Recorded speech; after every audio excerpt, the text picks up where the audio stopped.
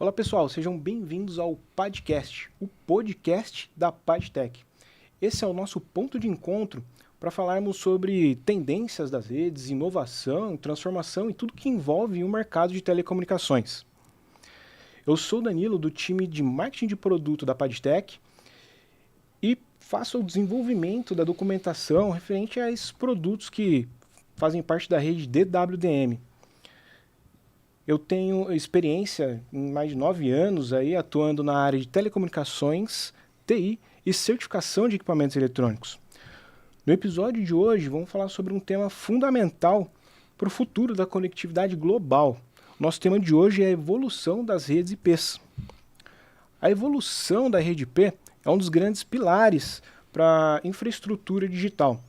Então, vamos conversar mais sobre a transformação dessas redes, falar um pouco sobre o impacto de tecnologias como SRv6, o papel da inteligência artificial na automação e gestão dessas redes, o desafio do crescimento desses dispositivos conectados, né, que tem crescido cada vez mais na nossa infraestrutura, o que vai tornar a rede IP ainda mais competitiva no futuro. Então, hoje eu trago aqui 2 convidados da Padtech que têm muito conhecimento e experiência nesse segmento, enfim, de redes IPs, né?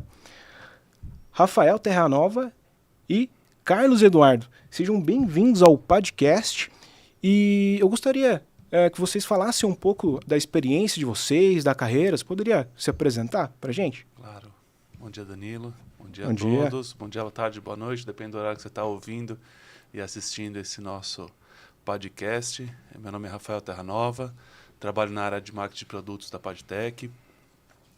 Já tenho aqui 13 anos de Padtech, um pouco mais de mercado, né?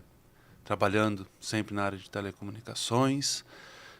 Hoje aqui a gente tem, dentro de marketing de produto, a função de suportar, né, toda a família de suítes e roteadores que a Padtech agregou ao seu portfólio.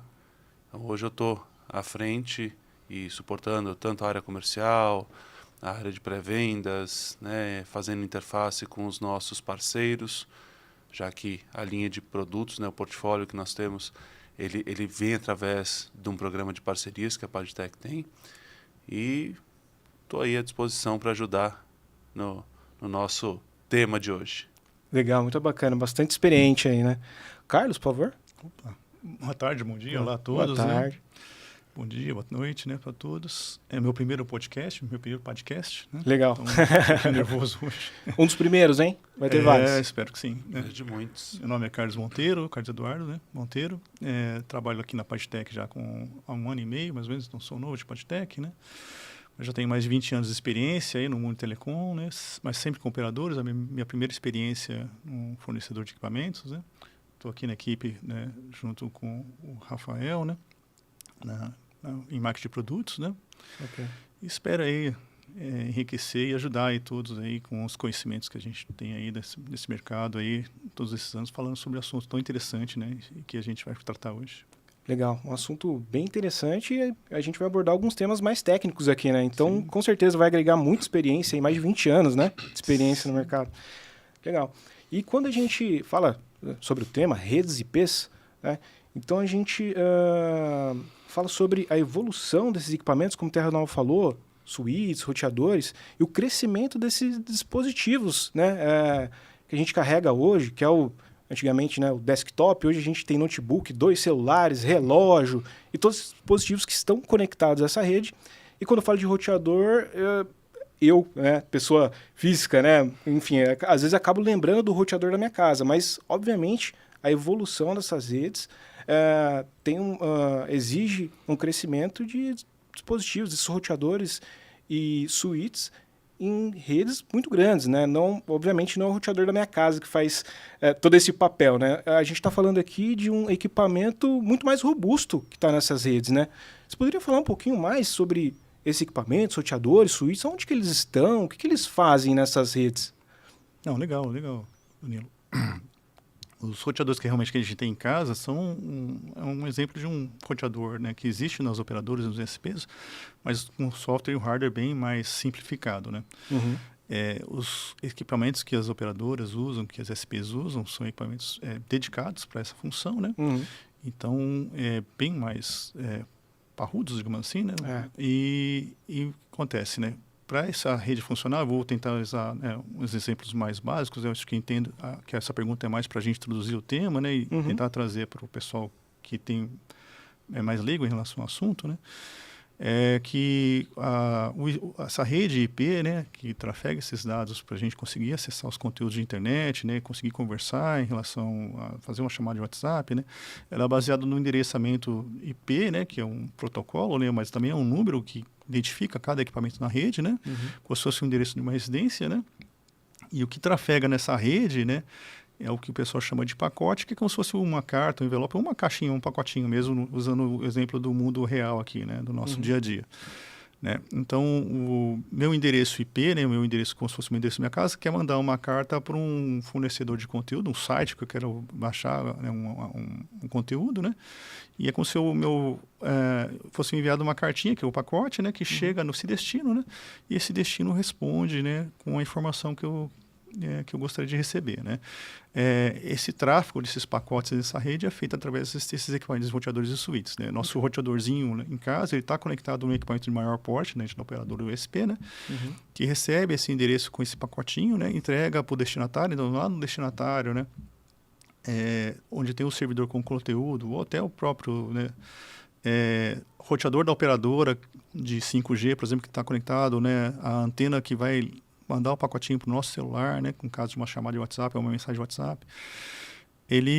Esses equipamentos que são responsáveis pelo tráfego, pelo manejo desses e entrega correta, né, do pacote, tanto, né, da requisição do conteúdo quanto da entrega do conteúdo, né. E então essa rede é baseada nisso como se fosse muito parecido realmente com uma rede de correios, né? Eu acho que a pessoa que, né, os engenheiros, as pessoas que bolaram essa ideia tiveram essa feliz, né, uma semelhança, né? Ideia, né, de conseguir fazer isso. E os roteadores que estão, e suítes que estão, geralmente, onde são os servidores de provedor de conteúdo, né? Geralmente são os data centers, né? Onde a gente também consegue fazer as nossas pesquisas com IA, né, por exemplo, né, o ChatGPT, por exemplo, né, onde a gente tem uma estrutura um pouco diferenciada lá da rede onde trafega os dados, que você ali tem geralmente uma estrutura de spine leaf, onde tem os suítes, né, e em uma forma de árvore, né, onde você tem um suíte principal e outros secundários ali mais abaixo, onde você conecta todos os diversos servidores onde estão os conteúdos, né.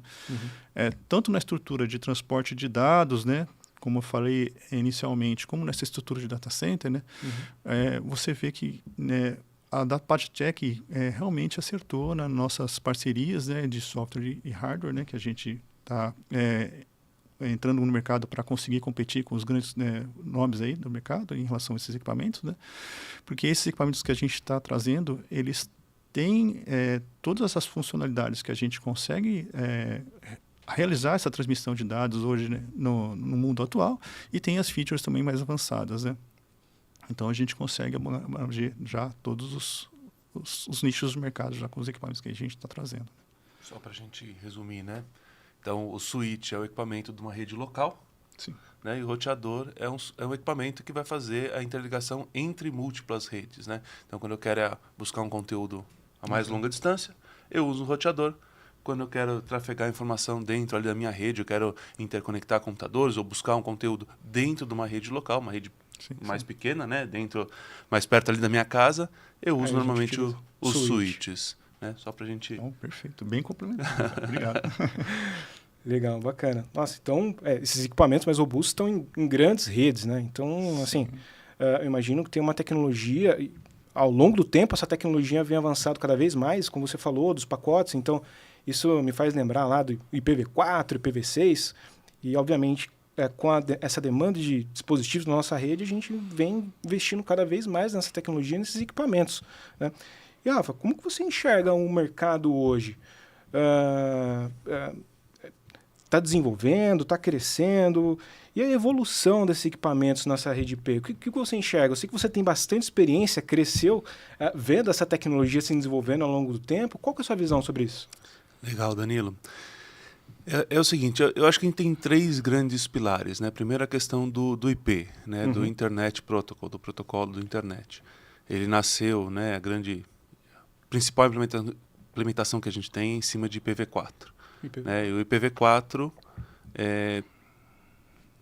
estão se esgotando os recursos, né? Eu tenho um limite máximo de IPv4 público, né? Aqueles endereços, né? Que vão na internet. Que vão na internet. Exato. E, então, assim, tem um trabalho de longa data, né? Para uma evolução, para um próximo passo, que é onde entra o IPv6. Tá? Então, tem a questão da evolução das redes, né, naturalmente para IPv6. A gente vê a questão do conteúdo, né? O conteúdo cada vez mais denso e cada vez maior a capacidade, né, que os clientes finais demandam, sejam eles o cliente final, empresas, né? Então os provedores de serviço, de acesso à internet, os Internet Service Providers ou as operadoras, cada vez mais a gente vê uma proliferação de interfaces de 100 GB. Né? Então tem um movimento num caminho de aumentar a capacidade, né? O que antes a gente tinha interfaces de 1 e 10 GB, hoje os provedores estão usando só interfaces de 100. De 100, né? De altíssima capacidade. E a gente vê o movimento da evolução, né? Você já vê interfaces de 400, a gente fala de data center, interfaces de 800 GB e acima. Acho que a tendência é essa, né? Então, se a gente voltar algum tempo atrás, a gente estava contratando internet residencial aí de 1 GB, 2, hoje a gente está falando de 100, 200, 300, então... E um terceiro pilar é a questão da automatização. Né? Então, quando a gente olha as redes de um modo geral, né, cada vez mais, né, se busca eu ter cenários onde eu consiga fazer o que eles chamam lá de digital twin, né, uma cópia idêntica da minha rede, para poder testar novos protocolos, para poder testar o que vai acontecer com a minha rede se eu colocar um dispositivo aqui no meio do caminho, né?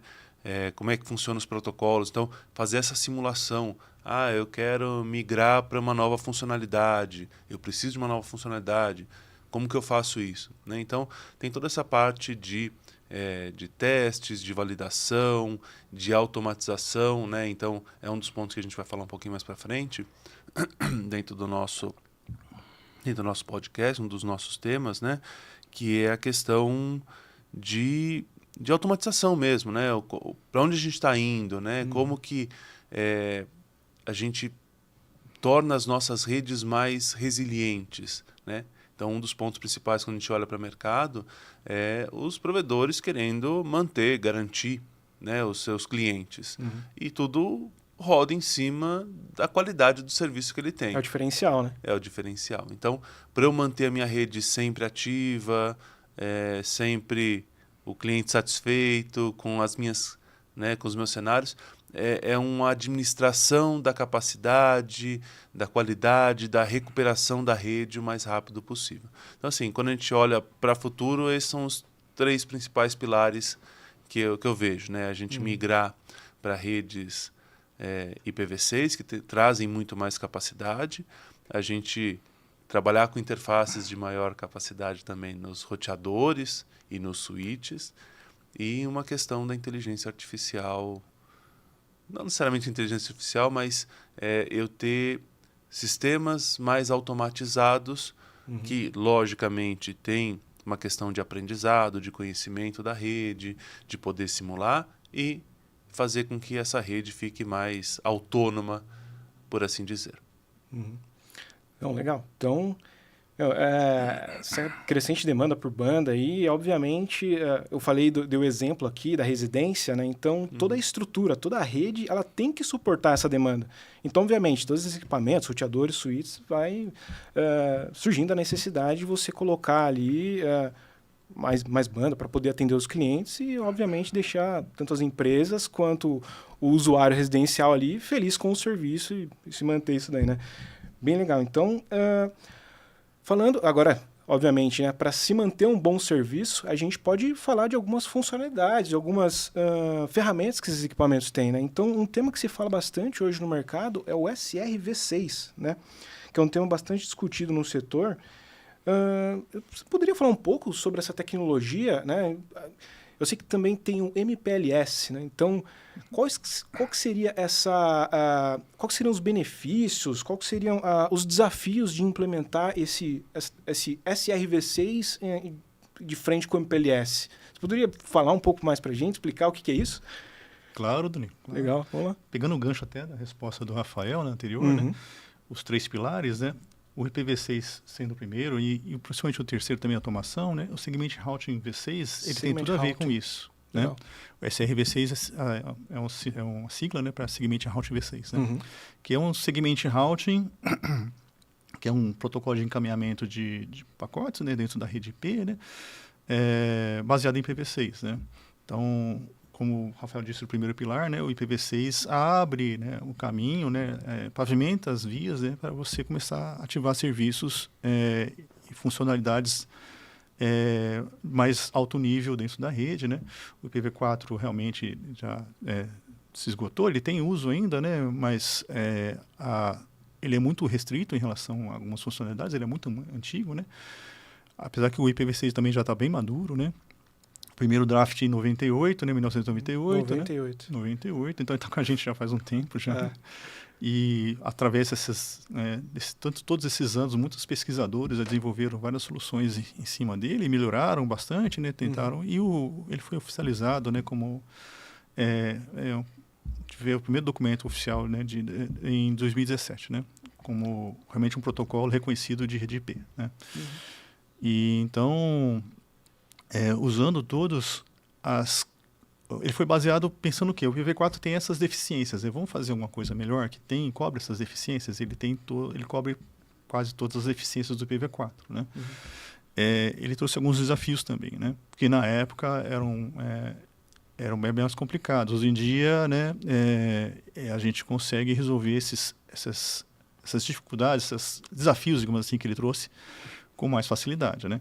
Porque na época, eu até brinco com o pessoal, né, que o IPv6 foi criado de uma forma que o pessoal acho que pensou assim, no futuro alguém resolve isso, porque uma das coisas muito importantes dele e principal característica, ele tem um cabeçalho muito grande, né? Então, e a quantidade de endereços é enorme, né?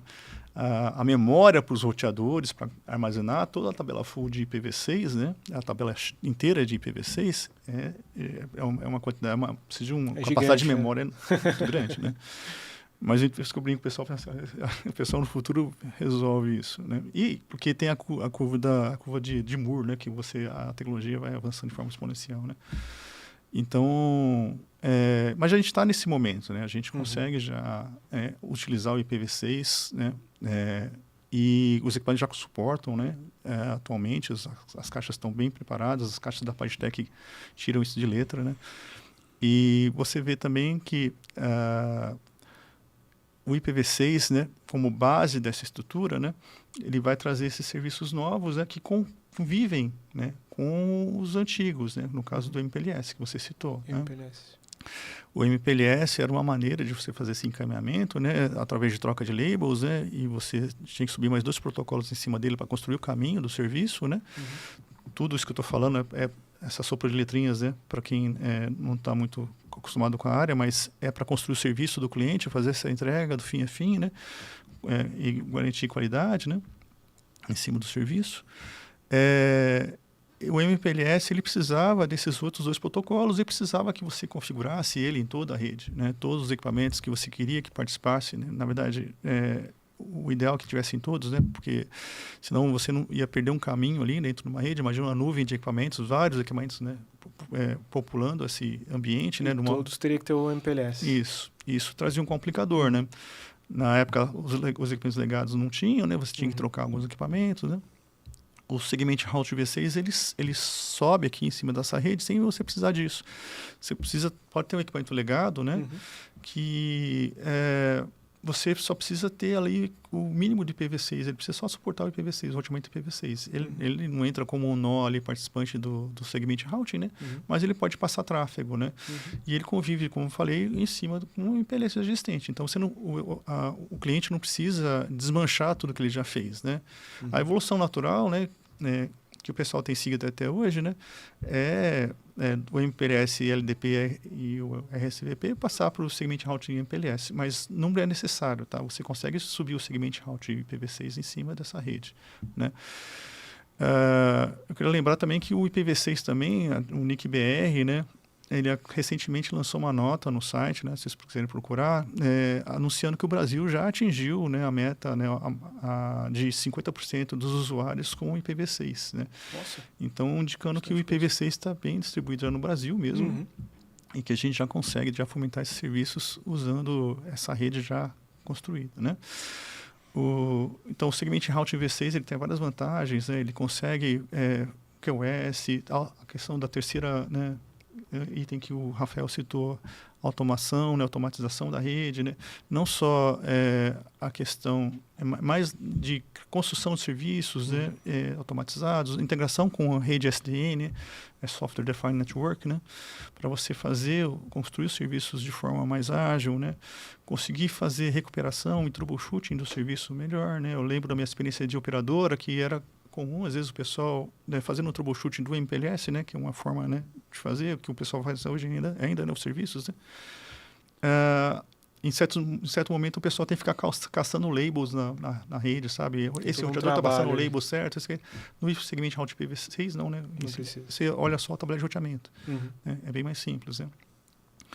Então, tem essas características muito importantes, né? Então, você consegue fazer todos os serviços em cima dele, né?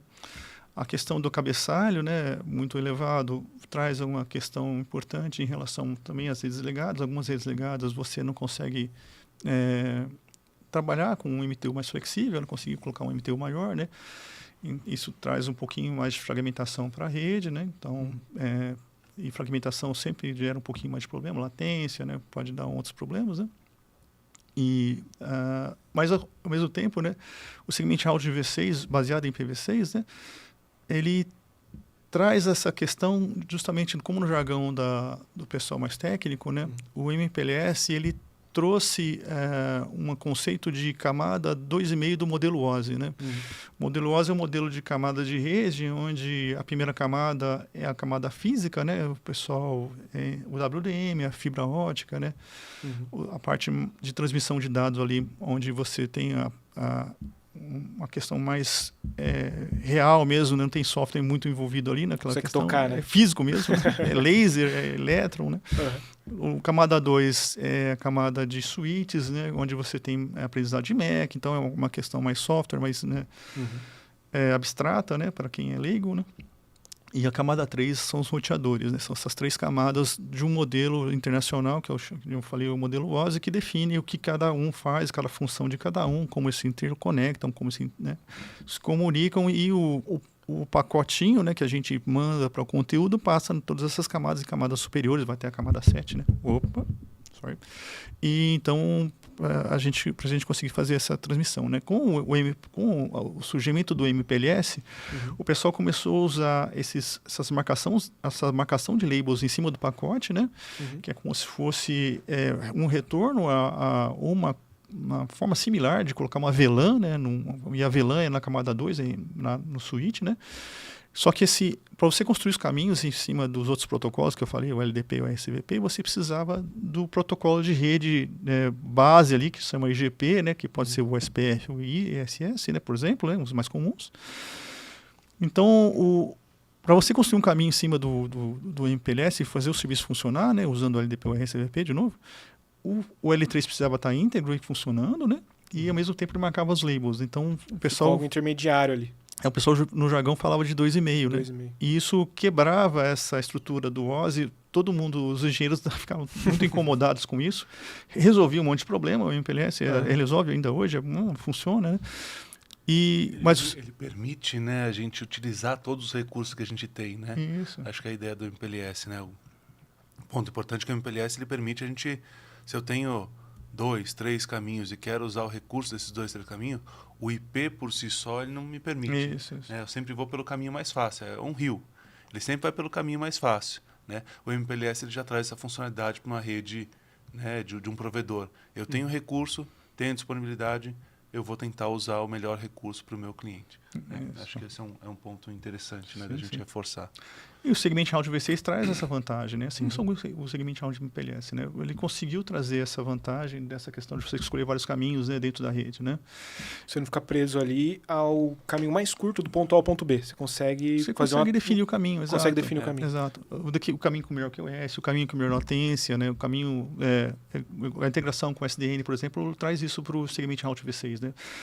Por exemplo, né, o SDN identificou um equipamento legado que está com alta CPU, né, e ao invés de sempre baseado na origem, né, no caso do Segment Routing, né, você define o caminho lá na origem, né, ele que coordena toda a entrega do pacote, né, o destino só recebe a instrução, né, que é a questão da programabilidade também que a gente vai falar, né.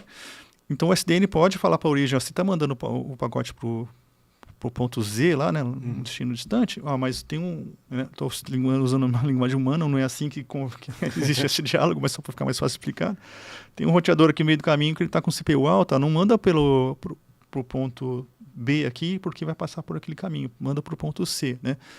E uma coisa importante que talvez faltou de explicar no começo é que o Segment Routing, né, diferente do MPLS, que tem troca de labels, né, que é a marcação do pacote, na verdade, cada nó tem um identificador único na rede, né? Então, você tem uma população enorme de roteadores aqui na sua nuvem, na sua rede, e você identifica, né, os pontos principais. Você pode pôr em todos se você quiser, se o roteador permitir também, né? Se não for um legado, né? E você, colocando esses identificadores únicos, né, fica muito mais fácil de você, na origem, né, definir para onde você quer montar. Você pode mandar para 2 pontos, inclusive, fazendo redundância, né, fazer divisão de tráfego, né, fazer balanceamento. Você define para onde... E a questão da programabilidade, né, não estou me alongando muito, mas só para terminar aqui o tema, né, é que dentro do pacote do Segment Route V6, né, na última instrução ali, né, disso de destino, você tem ali o que você quer que o destino faça com o pacote. Você quer que tire todo o cabeçalho IPv6 e trate somente o L2, né? Quer que você suba isso dentro de uma rede IP, né? Então, ali você tem que é como se fosse um programinha mesmo, né? Então, uma instrução de um programa. Quem gosta de programação vai gostar muito dessa solução, né? Então, mas assim, acho que o principal problema do IPv6 é aquela ação o cabeçalho grande de redes legadas em alguns casos, né? E o pessoal também reclama, acha um pouco complicado que ele diminui a eficiência da rede, né? Você, com o cabeçalho dele é muito grande, né? Você está carregando menos dados e mais pacote. Entendi. Mais cabeçalho. Como se você tivesse uma caixa grande, né? Vai trazer uma caneta cheia de isopor lá dentro. O endereço é muito grande e acaba não carregando muito dado. Isso. É claro que se você encher a caixa, né? Se você colocar mais informações, vai ter menos isopor, né? Então, mas assim, a caixa é grande, né? A caixa é grandona, né? Aquela caixa vai crescendo. Na verdade, o meu exemplo não foi muito bom. Assim, a caixa vai crescendo conforme você vai colocando umas coisas dentro, né? Vai ter bastante isopor ainda, né? Mas conforme a caixa vai crescendo, vai ter mais conteúdo dentro do que isopor, digamos assim. Né? Estou visando... O aproveitamento do recurso é melhor, né? Exato. Mas, assim, ele tem várias vantagens em relação ao IPv4. Né? Ele cobre vários gaps que o IPv4 tinha. Não, bacana. Eu imagino que... Imagino não, né? De fato, é o futuro IPv6, né? Sim. Então, como você falou, o endereçamento de IPv4 está diminuindo, não se tem tanto mais endereço. Então, o IPv6 acredito que seja o futuro. E vamos falar sobre futuro, inteligência artificial. Como você falou, sopa de letrinhas, vamos continuar aqui, né, com IA. Anteriormente você já tinha falado, né, sobre a inteligência dessas redes. E quando a gente começa a falar de IA, a gente está acostumado a ouvir ChatGPT, LLM, né? Mas inteligência artificial não é somente isso, né? As redes que a gente vê hoje também tem inteligência artificial automatizando a gestão dessas redes. Como que você explica um pouco sobre a evolução da inteligência artificial para a automatização dessas tarefas de gestão de rede? E quais que são os ganhos das operadoras com esse tipo de tecnologia, né, em nossos equipamentos? Legal. Quando a gente fala realmente dessa questão da automação, não é só, né, na gestão, né, na operação mesmo dos sistemas de transmissão, né, no sistemas de roteamento. Então, existe um fórum, chamado TM Forum, né, onde o pessoal trabalha nesses níveis, nessas camadas, né, desde uma rede sem automatização nenhuma para uma rede totalmente automatizada, né. Lá eu defino se eu quero, ou eles definem, né, se eu vou trabalhar no nível 1, 2, 3. Tem muito a ver, e quando a gente fala um pouco da indústria, quando a gente conversa, né, sobre esse tema, é um tema bastante interessante, importante, como eu falei na primeira pergunta, né?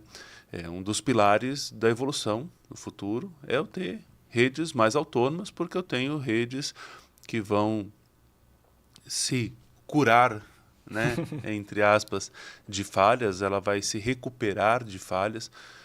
Normalmente ela é sempre baseada em intenção, né, o que eles chamam de intended base. Eu digo o que eu espero dessa rede, como que ela vai se recuperar, como que ela vai trabalhar. E eu tenho níveis, né? Hoje, no momento em que nós estamos, com os protocolos, com o desenvolvimento que se tem, o pessoal fala que a gente está lá entre o nível 2 e nível 3, né, onde tem sempre uma intervenção humana antes de ter algum tipo de recuperação de trabalho. Mas a gente já tem bastante evolução dentro dos sistemas operacionais, dos roteadores, e aí eu não falo só PadTech, né? Eu falo de modo geral na indústria, a ponto de a gente ter tarefas, por exemplo, de configurações repetitivas, né? Fazer vários serviços. Eu tenho como trabalhar, né, dentro desse IA ou desse conhecimento que existe, né, dessa base de dados de conhecimento para dizer, faça a configuração em linguagem humana mesmo, né? Em linguagem humana. Faça a configuração do ponto A para o ponto B de 20 serviços, de 30 serviços. Nossa. Então, a gente está num ponto onde eu digo o que eu preciso, né? E isso é transformado em configurações. É lógico que se espera no futuro que esses sistemas de gerenciamento, né, dessas redes, eles possam verificar a degradação, verificar que o sistema está ficando ruim e começar a procurar outros caminhos de forma autônoma, de forma a se recuperar automaticamente. Então, o TM Forum define níveis, né, e a gente tem uma seara aí ao longo dos próximos anos para tornar essas redes IP cada vez mais automatizadas e se recuperar e ter inteligência e conhecer a rede, ver os pontos onde ocorrem mais falhas e fazer usando, né, os protocolos, caminhos diferentes. Eu vi que teve uma falha, vou corrigir por aqui. É isso que se espera dessas redes IP para o futuro. Entendi. É uma inteligência onde ela vai pegar alguns pontos críticos, vai analisar isso e vai ter uma decisão de direcionar um tráfego para um lado ou para o outro, desviando esses pontos críticos. É mais ou menos isso? É mais ou menos isso, Danilo, exatamente. Nossa, legal. Bom, já está em os nossos equipamentos e a gente já tem acesso à inteligência artificial, mas também a nossa rede está se preparando, já preparada para utilizar esse tipo de tecnologia, né? É muito similar ao desafio que tem no carro autônomo, né? Carro autônomo. É muito, para quem está acompanhando a gente é mais leigo, né? É muito similar ao desafio do carro autônomo. Você pede para ele, vai para lá, ele tem que se virar e sair. Apareceu um buraco, ele tem que tomar uma decisão. Exato. Uma pessoa, um buraco, um outro carro, um outro veículo. Existem esses desafios na rede, né? Uhum. Ele tem que saber lidar com esses desafios. A inteligência artificial ajuda nesse sentido. Para as grandes redes aí, operadoras, data centers, que imagino que tenha pontos críticos na rede, né? Então imagina, você ficar esperando ali um ponto de decisão, talvez de um ser humano, né? Então uma inteligência artificial que vai ali em milésimos de segundos consegue tomar essa decisão é um avanço muito grande, né? Sim. Assim. E aí a gente continua aqui falando um pouco sobre o crescimento exponencial dos dispositivos, né? Antigamente se falava... Antigamente não, né? Até hoje se fala em IoT, né? Que são dispositivos, às vezes, muito utilizados na indústria, né? Ou até mesmo em casa, automatização residencial, que são dispositivos que são também conectados na rede, né? E a evolução do 5G. Qual é a sua visão sobre os principais desafios desses dispositivos na rede IP, né? O que essa rede enfrenta atualmente com essa demanda crescente de dispositivos, né? Então, sim. Não, legal. Imagino que seja um desafio muito grande, né? Sim, né? Legal. Mas dois pontos importantes que eu queria destacar, né? segurança, né? Segurança É muito importante. E o consumo de banda, né? A taxa de transmissão ali, né? São equipamentos pequenos, né? Mas que no volume grande você tem um impacto grande na rede, né? A questão de segurança é importante, né? Voltando rapidinho, porque esses equipamentos são, pensando em IoT, né? Pensando em IoT, são equipamentos muito simples, né? Precisam de baixo consumo de bateria, de energia, né? A bateria geralmente é pequenininha, né? Ou às vezes, né? Tem alguns casos específicos, assim, de limitação até pela própria rede, Wi-Fi, né? E, então, o hardware é muito simples, né? Então, você não consegue colocar muitos recursos nele, né? Muitas vezes eles vêm ali com um sensor, um atuador, uma bateria, né? Então, são hardwares pequenos, digamos assim, né? Isso. Mas também eles têm que ter uma capacidade computacional, né, suficiente para tratar a função dele ali, né? Os muito pequenos a gente não consegue, mas alguns hackers conseguem invadir alguns equipamentos, inclusive o roteador de casa, né, que também é um dispositivo autônomo que está também na internet e conversando com outros equipamentos sem que haja interação humana, né? Hoje em dia, né, dificilmente você vai ter na sua casa uma rede ociosa, né?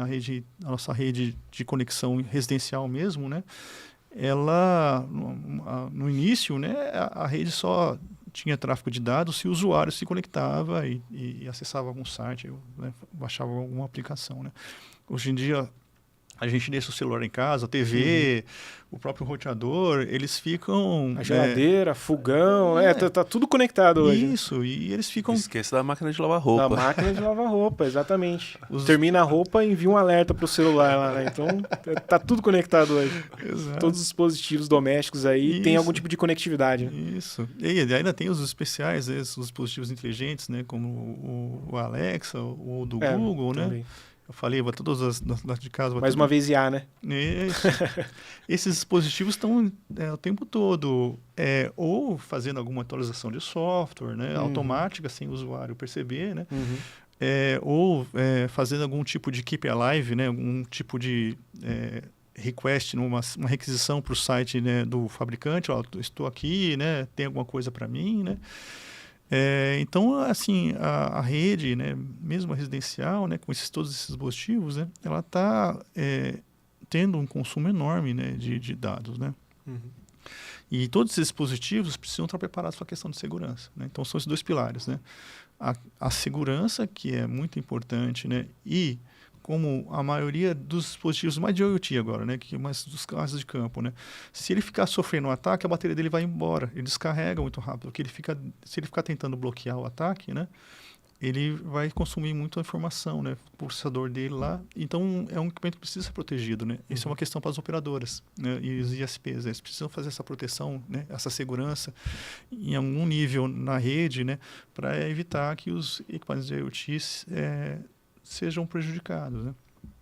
E muitas vezes, mesmo você colocando alguma coisa lá dentro, né, esse ataque vai acabar prejudicando ele por causa da questão da bateria, né?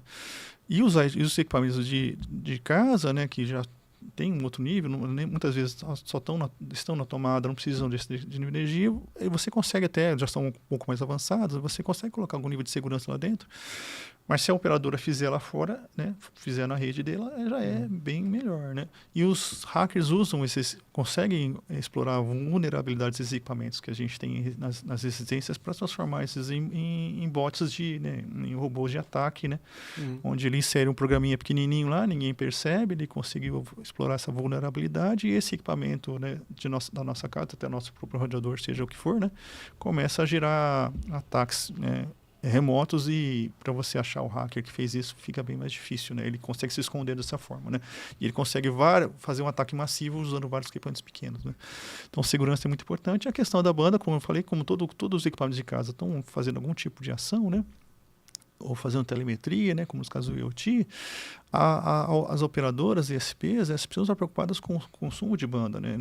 Eu lembrei da teoria da internet morta, né, que tirando a parte da conspiração, que existe um governo, não sei, é uma questão importante, que a taxa de transmissão desses equipamentos avança cada vez mais, né? E a gente já está no ponto que tem mais equipamentos conectados, transmitindo dados que seres humanos, né? Então a própria inteligência artificial, ela pesquisa na internet, né, algumas coisas que ela precisa para receber de informação, né, para montar alguma resposta para a gente, né. Então é máquina conversando com máquina já, né. Então as operadoras também precisam estar preparadas, porque isso aqui também é exponencial, né. Quanto mais equipamentos, isso não vai parar, né. Daqui a pouco até o microfone vai ter IP, né. Então a gente vai ter e o IPv6, que isso que é legal também, né? Eu queria lembrar que é muito importante. O IPv6 ajuda nessa questão, né? Conforme a gente cada vez mais coloca algum tipo de processador dentro de coisa simples, né? E você conecta ele a alguma rede, esse cara precisa de um IP. O IPv4 de endereço, né? O IPv4 já não tem mais capacidade. Não tem mais. Né? Ainda você consegue isso. O IPv4 não vai morrer, né? Você tem outras táticas que o pessoal na época, né, antes de surgir o IPv6 adotou, que é o DHCP, né? E o próprio RFC 1918. Eu adoro esse número porque, abrindo um parênteses grande aqui, né? É o ano do final da Primeira Guerra, né? 1918. Eu lembro dela por causa disso. E esses que definem os IPs privados do IPv4. Então, os IPs que a gente usa em casa, normalmente distribuídos pelo Wi-Fi, né? São IPs dessa rede da RFC 1918, são os IPs privados. Que são IPs que não são roteados para a internet. Aí acaba utilizando o IPv4. Aí usa o IPv4. O IPv4 não vai morrer, ele tem uma função, mas dispositivos de campo, que está longe de um roteador de Wi-Fi, que não tem essa facilidade, né? Você pode e deve usar o IPv6, né? Então, e conforme for passando o tempo, usar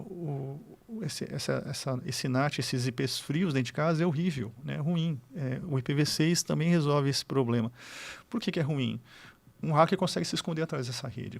Fica difícil você achar ele, né? Ele pode, inclusive, usar o Wi-Fi de um vizinho e estar com o IPv4 frio ali, você não acha ele.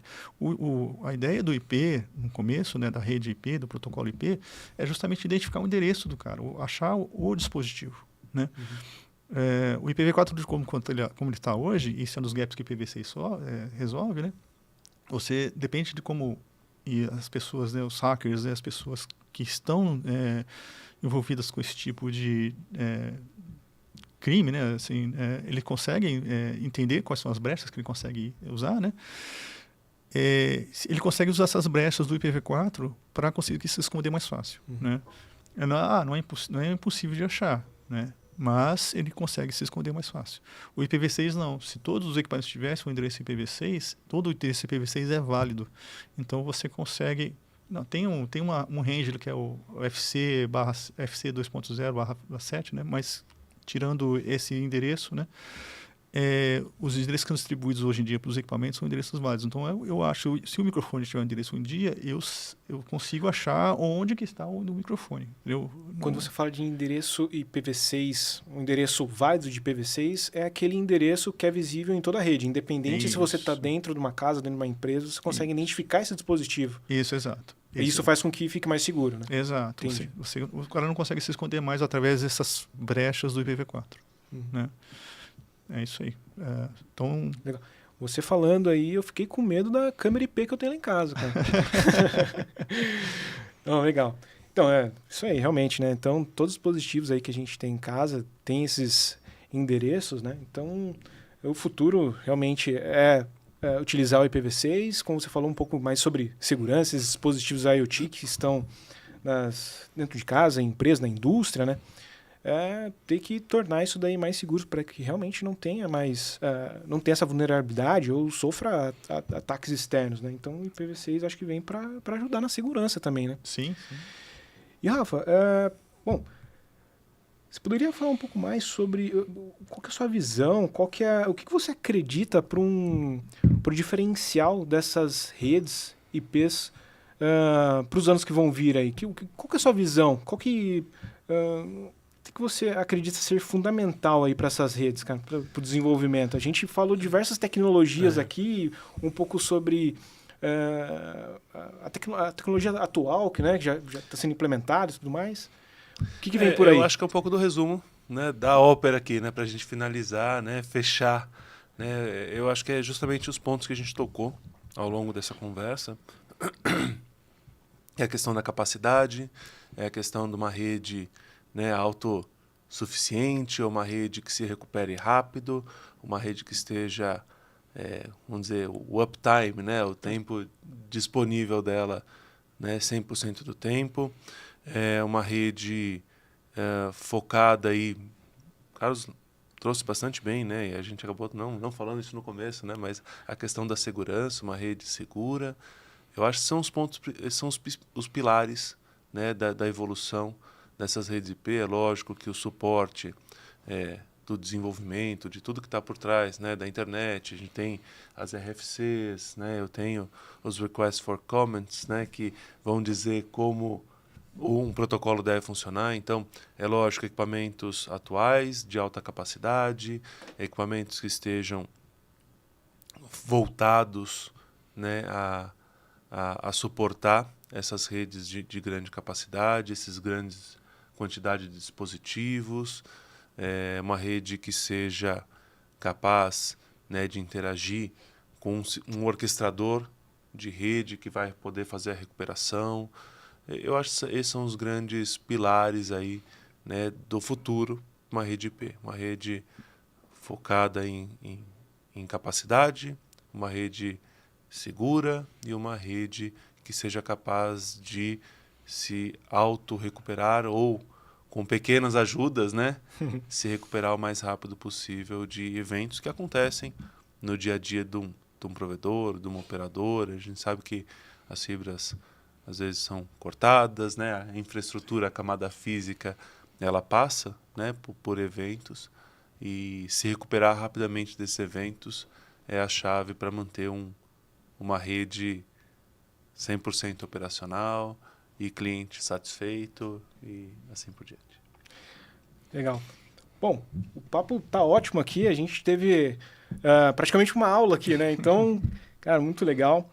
E assim a gente finaliza mais um episódio aqui do podcast. Então a gente falou sobre um tema muito relevante aí, né, para o futuro da infraestrutura de rede, né, que seria o futuro das redes IPs, que eu vejo que é um tema bastante estratégico diante da crescente demanda aí por conectividade, desempenho, inteligência e segurança, né? Meu super obrigado aqui ao Rafael Terranova, ao Carlos Eduardo pela participação, muito obrigado. E obrigado a você que acompanhou até aqui. Não deixe de seguir a PadTech nas redes sociais e acompanhar o nosso conteúdo. Muito obrigado, até a próxima. Tchau!